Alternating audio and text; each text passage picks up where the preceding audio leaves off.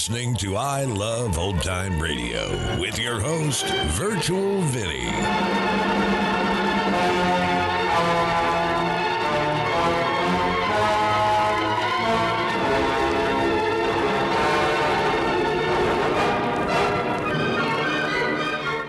It's a new episode here on I Love Old Time Radio. Welcome, Old Time Radio fans. I'm your host, Virtual Vinny. You can interact with us via social media on Facebook at I Love Old Time Radio and on Twitter at I Love OT Radio. You can send feedback to us via the contact form on our website at iloveoldtimeradio.com. If you enjoy this program, please take the time to rate and review us at review.iloveoldtimeradio.com. I Love Old Time Radio produces a new show every Monday through Friday, each day with a different theme. Wednesdays are all about detectives, like Detective Danny Clover on Broadway Is My Beat. This episode originally aired on August 25th, 1949, and this is called The Val Dane Murder Case. The FBI in Peace and War, ordinarily heard at this time throughout the year, is taking its usual summer vacation and will return to CBS 1 week from tonight on September 1st. Broadway's My Beat. From Times Square to Columbus Circle, the gaudiest, the most violent, the lonesomest mile in the world.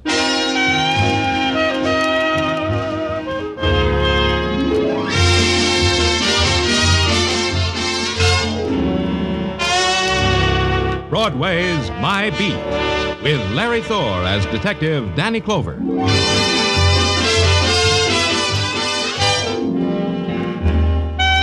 Broadway. It's a swamp that'll drag you breath by breath into its shadowed pools, or it's a meadow shining with golden light.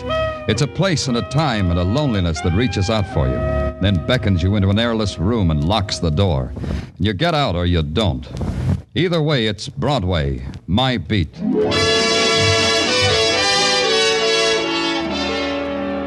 A man dies in silence and in dark, and the city sets up a shrieking clamor, and you're part of it. You ride a scream through the crowded, heat-heavy streets, and then you hit a dead end. And it's a building, and a room at the top of the building, and it's a man lying in the center of the room while other men take notes on the history of his dying. All right, Joe, get one from this angle, huh? Yeah, hold the light while I focus, will you? Hiya, Danny. Okay, that's good. Got it. Now get a shot of all that food. Oh, what a banquet this guy laid out for himself. Danny, come over here. This'll interest you. Never interests me, Doc. What have you got? Val Dane, the novelist. Ever read any of his stuff? No. Neither do I. The wife does, though. Says she's mad about him. But she went mad over Rebecca of Sunnybrook Farm. Well, let's have tea some other time, huh, Doc? Tell me about Dane. Yeah, well... Hey, first tell him about me, huh, Doc? Tell him about me. Oh, yeah. Danny, this is Clem Picasso. Yeah, that's who I am. Picasso. Picasso? Haven't I heard your name someplace? Sure you have. Clem Picasso, the painter. I paint flagpoles. That's where it was. You were painting a portrait of a flagpole for Dane, is that it? Nah, you don't understand. I'm the real article. Let me tell you about me. Yeah. If it wasn't for me, you guys wouldn't even know Dane was dead. Tell me more about yourself. Well, I was painting a flagpole on top of this building, see? All of a sudden came a gust of wind. I grabbed hold of the pole, dropped my pail of paint right through that skylight there, see? I look for spilled paint. I find a dead man. That is the experience that happened today to Clem Picasso, flagpole painter. Unforgettable. It'll live in my memory, too. You got anything to add to that, Doc? Only this, Danny. This room is a fortress. Dane must have built it on top of his penthouse for a retreat. It's ventilated by an air conditioning system. The only source of outside light is that skylight, and that's at least 30 feet from the floor. Mm-hmm. There's no phone, and the room was locked and bolted from the outside. Dane couldn't get out. This place is bare. No writing materials, nothing. Yeah, like a tomb. Maybe he needed this kind of atmosphere to think. Maybe. All the boys found when they broke in here was Dane and that table, loaded with food, all jarred. Fruits, chicken, all sorts of good things to eat. What's the matter, Doc? You hungry? Just tell me how Dane died. He died of starvation, Danny. Huh? Yeah, all that food, and he died of starvation. Curious man, this Val Dane. Huh, Danny? I could have dropped it right there.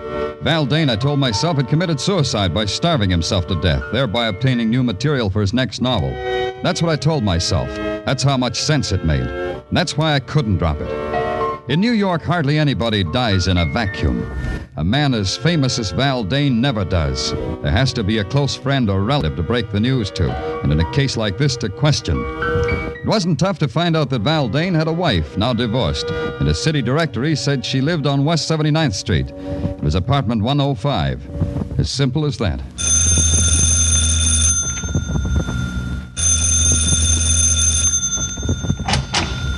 Yes, what is it? You're Mrs. Dane? Well, only approximately. Mr. Dane and I are divorced. I've kept his name for my son's sake. You're... Danny Clover. I'm from the police. Oh, how interesting. We've never had a caller here from the police. Won't you come in? Thank you. I do hope you'll stay until Jimmy comes home. Jimmy is my son, Mr. Clover. I'm sure he'd love to hear the experiences you'd have to tell him. In here, the living room.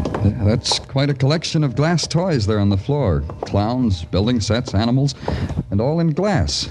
Jimmy must be an unusual boy. Oh, yes, he is. That's all I have left in life, Mr. Clover. To make him happy. There's something I have to tell you that might make you quite sad. About Jimmy? No, it's about your former husband, Val Dane. He's dead. Oh, I'm so happy. Well, I mean, I'm relieved. I was afraid with Jimmy being on the streets... Then it doesn't affect you, Mr. Dane's death? I think I should be more sad if I read in the papers that a man I never met had died at the age of 93. I see. No, you don't, really. How could I feel sorrow for Val Dane? He was a miserable 10 years thrust into my life. Why do you say that? Because he was a talented egoist. He cared nothing for Jimmy. Cared even less for me. We lived for him. He lived for Val Dane. When did you see him last? 2 years ago. In that horrible cabin in the Adirondacks. He forced us to go there so he could write. And one more thing, Mr. Clover. Yes? When you write your report about me, put this down. Put down Joanne Dane, Val Dane's ex-wife. She's glad he's dead.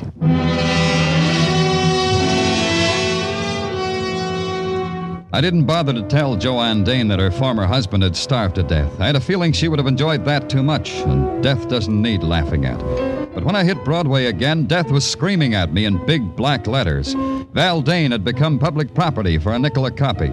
You got the funny papers, too. I called headquarters and asked Sergeant Tartaglia if anything new had turned up. Something new had. Get back to your office right away, the sergeant said. There's a guy wants to see you. He's hysterical. The sergeant wasn't kidding. Something in my office makes you laugh like that? The pollen, maybe? I can't help it. It's rich. It's the richest one I've ever heard. Okay, come out of it. Who are you? My name's Brooks, Lyle Brooks. Lyle Brooks, huh? Tell me gently, what's so rich? Oh, if I think of it again, Lieutenant, I shall roll on your floor in continued convulsions of hilarity. And think of something real sad, like a right to the jaw, and tell me what's on your mind. Why, Val Dane starved to death. Don't you think that's funny? No? Well, I think it's funny. What tickles you about a man's death, Brooks? About Val's death? He was such a pig, and he starved to death.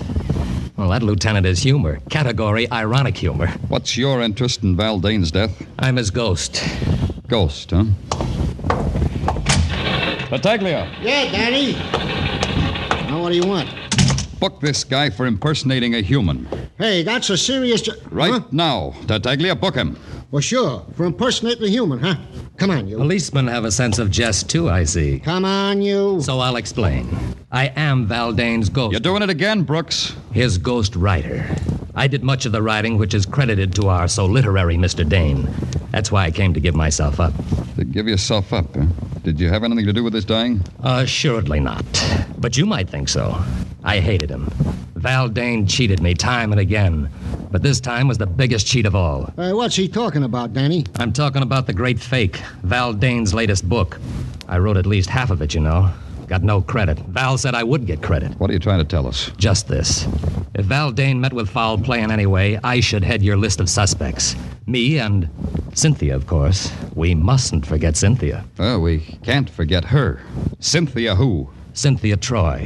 Why, everybody knows she's the woman in The Great Fake. Heavens. Do you mean to say you haven't read the book, Mr. Clover? Mr. Clover hadn't, but Mr. Clover did. The Great Fake, new novel by Val Dane, available at your favorite bookstore, $3 the copy. I bought it, noted it carefully on my expense account, and went home and curled up with $3 worth of vitriol. Because that's what the novel was. A book of hate, a sneering book, a book without humor. There wasn't a person in it, only caricatures dipped in acid. And the leading woman of the novel had been dipped deepest of all. It tweaked me. The next morning, I just had to see her. I'd been expecting a call from the police, Mr. Clover. Drink? No, thanks, Miss Troy. Then you won't mind if I do. No. I realize it's before noon, but then I haven't had my breakfast yet. You sure you won't have a drink? Yeah, I'm sure. Just why had you been expecting a call from the police, Miss Troy? Because I have no doubt about your intelligence. One thing you must know in my business is never to underestimate anybody. You mind if I ask what your business is? The same as in Val's novel. I give parties, Mr. Clover. I arrange that the unfortunate rich be impressed by their leisure and their wealth. By opulent and clever parties, Mr. Clover. For an opulent price, Mr. Clover. Now the question, Miss Troy. Why were you expected, Mr. Clover? The answer is a question. How do you get a man to starve to death? I've been asking myself that. You think somebody got Val Dane to starve? Undoubtedly. Val Dane was a man whose only love was Val Dane. He was too jealous of his love to kill himself. He would never commit suicide. Then you think he was murdered? I believe I implied that, don't you? Did you kill him? The idea titillates me. Yes, it's a rare thought. Ask me that again, Mr. Clover. Look, Miss Troy, the social graces aren't one of my, social graces. In your circle, how do you tell a lady to quit stalling? By telling her. Then let's quit stalling, huh? Very well. You've read Val's novel, yes? It made a fool of me, didn't it? Is that why you killed him? Locked him in that room and starved him to death? I should like to have done that, Mr. Clover. The idea... Yeah, I know. It titillates you. You've started a train of thought, Mr. Clover. I should like to have locked him in that room and spent days of ecstatic joy watching Val Dane starve. I went back to the clean, almost domestic air of the police laboratory and waited while the lab boys checked and rechecked the coroner's report. No matter how you shook it, it came out that Val Dane had died of starvation. Then it caught up with me what Cynthia Troy had said. It would have given her days of ecstatic joy to watch Dane starve. There was only one place anyone could have done that. That was from the roof and through the skylight of Dane's death room. I took a uniformed officer with me because maybe that kind of ecstasy leaves a clue. Danny, I've been over every inch of this roof. There ain't a particle of it that ain't intimate and familiar to me. I'm also sick of the sight of it under my nose. Okay, officer. You can get up off your hands and knees now. Thanks, Danny. You know, Danny, maybe it'd help if you told me what it is we're looking for. I don't know. Thread of cloth, a cigarette butt, the smell of hate. The smell... Huh? Hey, Danny, you dizzy from the altitude or something? No. You can go now, officer. I won't need you anymore. Okay. Hey, you know, it's kind of pretty up here. Huh? All the lights of the city. Gee, that reminds me. I think I'll take my wife to the top of the Empire State Building. It'll be like a second honeymoon. Well, so long, Danny. Don't stay too long in the night air. Yeah. There has to be something.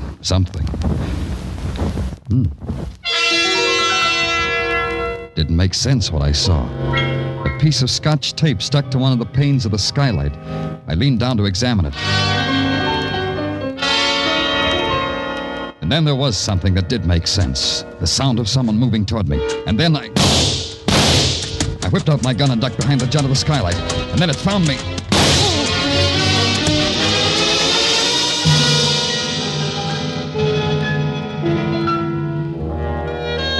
When I woke, a sickly dawn spread itself over the roof and over me. I took inventory and found I was missing 2 items. A valuable hunk of skin from my right temple and a piece of Scotch tape. Just that. Scotch tape.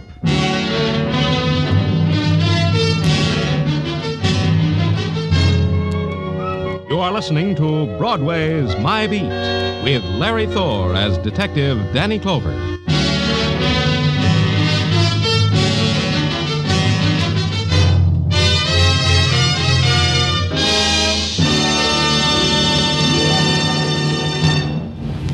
A thrill a minute.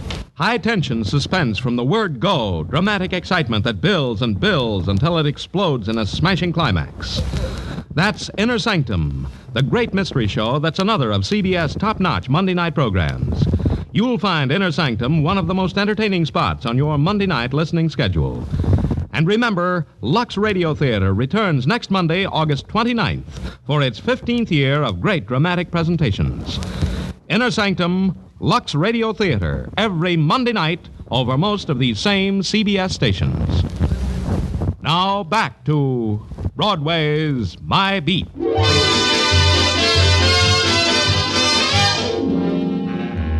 Morning on Broadway is like any other August morning on 1,000 other main drags. People are caught up in a salary to be earned, baseball scores, and the heat.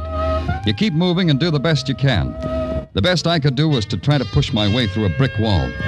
Progress was practically at a standstill. But by now, one thing was obvious. I had a murder on my hands. Val Dane had been found starved to death in a locked room with a banquet spread before him. That in itself was something to nick the curiosity. But when I got too curious, somebody had taken a shot at me. Draw a line and add that up, and you get a 6-letter word meaning foul play. At headquarters, after I had my head bandaged, Sergeant Tartaglia was terse and intelligent about the whole thing. I can't figure it, Danny. Now, don't try, Tartaglia. If you could figure it, you'd become invaluable to the department. You'd never get your pension. Did you get what I told you to? Yeah, one piece of frosted glass, just like you said. Thanks. Where'd you get it? Now, Danny, where would you get a piece of frosted glass at police headquarters? Out of the men's powder room. You better hurry up with it. Yeah. Now, we'll tear off a piece of Scotch tape. Now, we'll paste it over the glass like this. What are you doing, Danny? Pasting Scotch tape on frosted glass. It's the latest craze. Now we hold it up to the light. Look through it, Tartaglia. Get up close and look through it. Hey, you can see right through it. The part of the glass with the Scotch tape on it, you can see right through.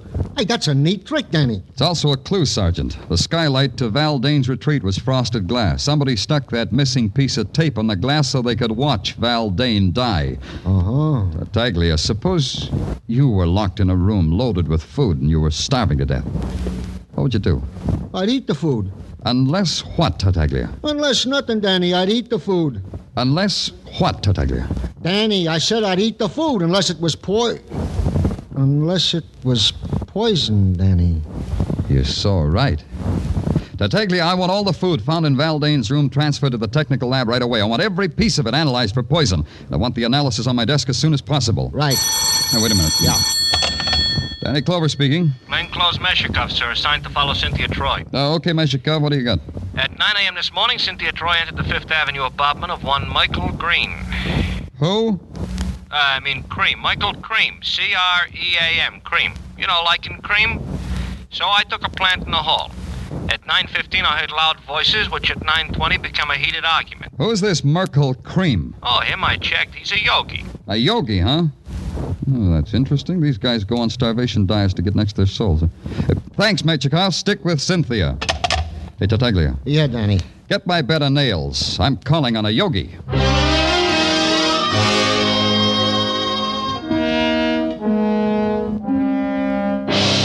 The yogi with the homogenized name, Merkel Cream, lived in a rich, creamy Fifth Avenue mansion with a high money-fat content. The outside stairs were covered with a thick layer of perfumed oriental carpet. When you rang, a girl made of copper with bells on the ankles of her bare feet and a jewel stuck in the middle of her forehead opened the door. With a scented arm, motioned you into the presence. The presence was a muscular man with the body of a professional football player, wearing a plumed turban and an imported English tweed loincloth. He sat in the middle of the floor, bathed in the celestial glow of a baby pink spotlight. And then the presence spake. You have come... Yeah, Mr. Cream, Speak not when I speak. You have come... You said that. You have come to attune yourself to the eternal harmony that lies 6 fathoms deep in the cosmic sea. You will go into the cleansing room. Huh? You will go into the cleansing room and there cleanse yourself and attire yourself in a loincloth. You will find a suitable array hanging from pegs. The panther skin for you, I think. Look, Mr. Have Cream... no fear. They are sterilized after each use. Now go, tortured one, go. Look, Cream, I'm not here to cross your palm with How silver. dare you speak to Merkel Cream thus? How dare you, savage? That's me. Look into your crystal ball and tell me why you should scream at a tortured one named Cynthia Troy and vice versa. How did you know? Don't answer. I will answer for you. You are omniscient, clairvoyant, like the me that is the true me. Like the me that is Danny Clover, New York police. I got a hunk of protoplasm named Meshikoff who floats under windows and soaks up things like a fishwife's brawl between you and Cynthia. But you are clairvoyant. The Cynthia underneath Cynthia is a fishwife. She pays you to tell her that? Cynthia Troy is a disciple. Disciple fall out sometimes, as you know. I've heard. Val Dane, he was a disciple, too. What did you do to Dane, Yogi? Put him on a starvation diet for his eternal harmony? Then you've read his book. Yeah, he gave you a paragraph. Let's see if I can remember the exact words. The Yogi, a vicious parasite, a jeweled vampire, a stinking phony. Did I quote the exact words exactly, Yogi Cream? Dane died in a way that pleases me. He died in an agony of hunger. What does it matter if his exact words are remembered? To him or to me, what does it matter? Yeah. Get up, Cream. You're coming with me. I got a feeling you can give me better answers with your pants on. You believe that I'm a fake? You believe what Dane said of me? To put it bluntly, Cream, yeah. Sorry, but yeah. Maybe Dane killed your lush racket with his bestseller. Maybe you knew it would. Maybe you arranged for him to die. Let's go. Help me up, Mr. Clover. Yeah, cosmic harmony makes you weak. All right. You know I can't afford to go to jail. It would ruin me. Let go of me. If you move, Mr. Clover, I'll break your back as if it were a stick of wood. Let go of me. A little trick I learned from a man on Amsterdam Avenue. 10 judo lessons for $20. Worth it, don't you think? Don't you think? I got my lessons for free. Well, send them back. They're no good. Let's find out, shall we? Let's find out. Now, my way, Cream. Let's do it my way. Oh. Well, what do you know? The Yogi found cosmic harmony. Has to be a phone in this dump. Yeah.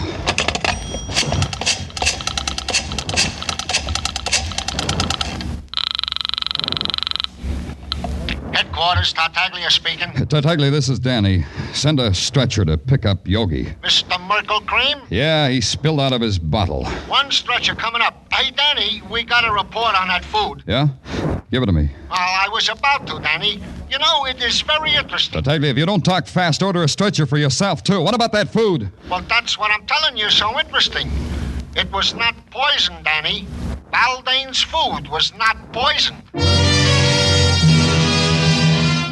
Until the Yogi was in condition to talk to me, I had to talk to myself. What kind of man was Val Dane? That was the big question, the important question. Locked in a room long enough to starve to death, and he refused to touch the food, the unpoisoned food at his fingertips. Why? What was the mentality of the man? Once, long ago, he had been human enough to marry, to have a family. Maybe that was the clue. Once somebody loved him. Maybe his ex-wife, Joanne Dane, would be calmer now. Maybe she could divorce her memory from ugliness.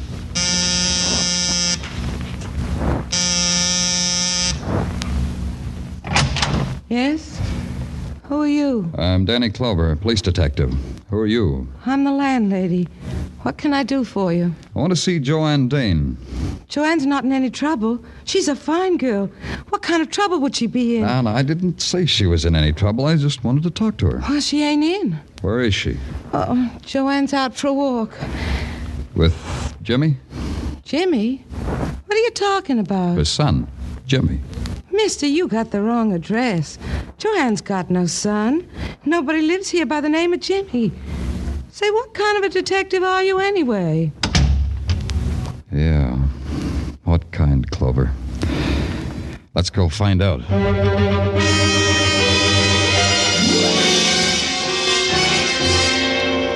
Oh, here are the vital statistics he asked for, Danny. Yeah? Hey, when are you going to take me to see South Pacific, Danny? Oh, any day now, doll. I'm just waiting for that inheritance. Oh, Danny, stop pulling my leg. Here. Know the vital statistics, Danny. Read it to me, doll, because your voice is like honey. Read it to me. Get him. James Dane, age 4, son of Val and Joanne Dane. Died June 22nd, 1947. Cause of death, accidental poisoning. Death spasms took 4 hours. Remoteness of cabin in Adirondacks made it impossible to reach boy in time to help. Signed, Dr. James Robeson. Hey, Danny, where you going? I haven't finished. Danny, come back here. I've got some things to settle.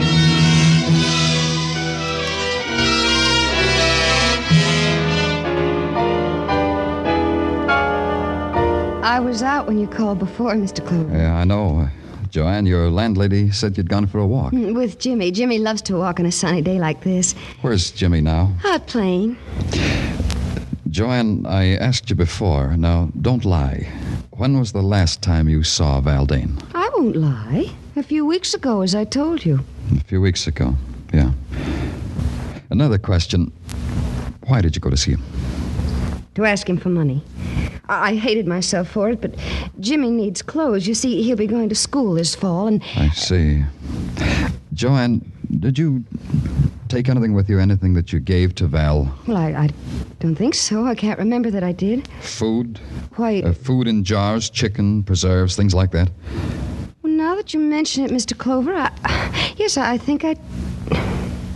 Yes, Joanne, you told Val that food was poisoned, didn't you? Just before you left, just before you closed the door behind you. You told Val it was poison, didn't you, Joanne? What are you talking about? Just before you locked the door and bolted it behind you, you told him that. You pointed a gun at him and told him that. Why should I do that? Joanne, listen to me. Jimmy is dead, isn't he? Jimmy dead? Jimmy dead? Jimmy died 2 years ago. You know that, Joanne. No, what? I don't know what you're saying. In the Adirondacks, one summer 2 years ago. Jimmy took some poison by mistake. There was no way to get help soon enough. You and Val had to watch him die. You're making all that up. You blamed it on your husband. You blamed him for bringing you there because it was so remote. No, it wasn't that way at all. Yes, it was. You left that food with your husband, Joanne. You told him it was poisoned. You knew he'd never have courage to taste that food after seeing the way Jimmy died. Your husband took his chances with starvation rather than suffer the way Jimmy did. Jimmy suffer? Jimmy dead? Yes, Joanne, he's dead. These glass toys are only a lie that you're making yourself believe. Put them down. They're Jimmy's toys. Your final revenge, Joanne. You had to watch Val die. Yes. You came back each night to look through the skylight. Yes. Finally, when he was dead, you came back to remove that tape. That's when you saw me. Yes. And I wanted to kill you because I was frightened of you, Mr. Clover. That's the only reason. I didn't hate you then. You've got to believe me. I didn't hate you. Joanne. But I hate you now. And I've got to kill you now, Mr. Clover. I've got to. Joanne, put down that gun. I'll kill you. You broke Jimmy's toys. You broke them. Oh, Jimmy. Jimmy, all your beautiful toys broken. All your toys. Oh, Jimmy. How can you forgive me, son? I'm sorry. Oh, you. Hello? Give me the police department. This is Danny Clover. No, I don't want a riot squad. I want an ambulance and a doctor.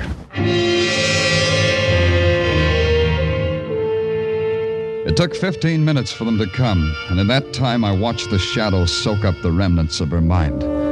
How do you tell a woman her life is done? How do you fill it in reports? How do you make statistics out of it and file it in a ledger? How do you write sorrow as a number? How? Broadway's really living now. It's got a creamy yogi back in circulation. Cynthia is throwing a marvelous party for Patrolman Mishikev. And the ghost, Lyle Brooks, he's haunting another author. Broadway's jaunty now, and it wears a chip on its shoulder. It's flexing its muscles and daring the nighttime. And before it's over, it'll tear itself apart and laugh at its own agony. It's Broadway, the gaudiest, the most violent, the lonesomest mile in the world. Broadway, my beat.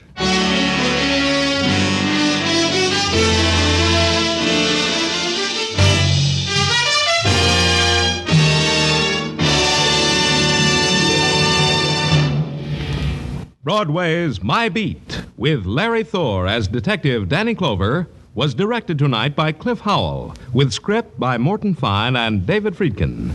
Musical direction is by Lud Gluskin.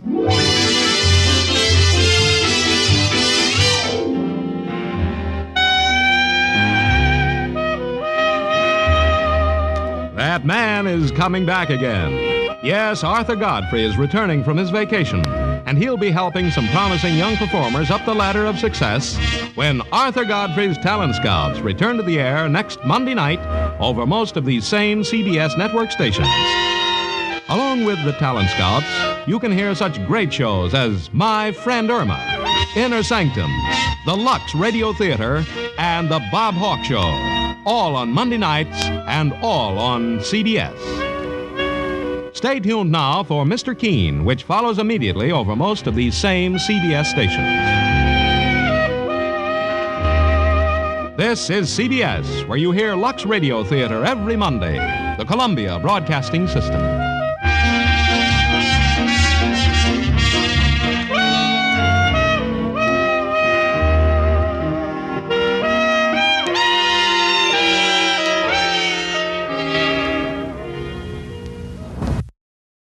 You're listening to I Love Old Time Radio with your host, Virtual Vinny. Welcome back. How long did it take you to suspect the ex-wife, especially after everyone was so happy to see Val Dane dead? And it only took him a couple of weeks to die of starvation, so I had to check if this was possible. And as long as we are properly hydrated, humans can go 45 to 61 days without food. However, if you remove the water from the equation, humans only last about 10 to 14 days. And that's going to do it for our program. You can find I Love Old Time Radio on iTunes, the Google Play Store, Stitcher, Spotify, and on our website at iloveoldtimeradio.com. You can also listen to us on your Alexa device through TuneIn. Please take the time to rate us and leave a review as well. Like us on Facebook at I Love Old Time Radio. Follow us on Twitter at I Love OT Radio. Comments and questions can be directed to our website at iloveoldtimeradio.com. If you'd like to help support this show, you can do so at support.iloveoldtimeradio.com or by joining our Vintage Radio Club and get an extra episode a week.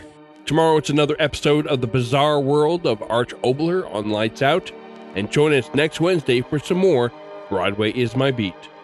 For iloveoldtimeradio.com, this is Virtual Vinny signing off.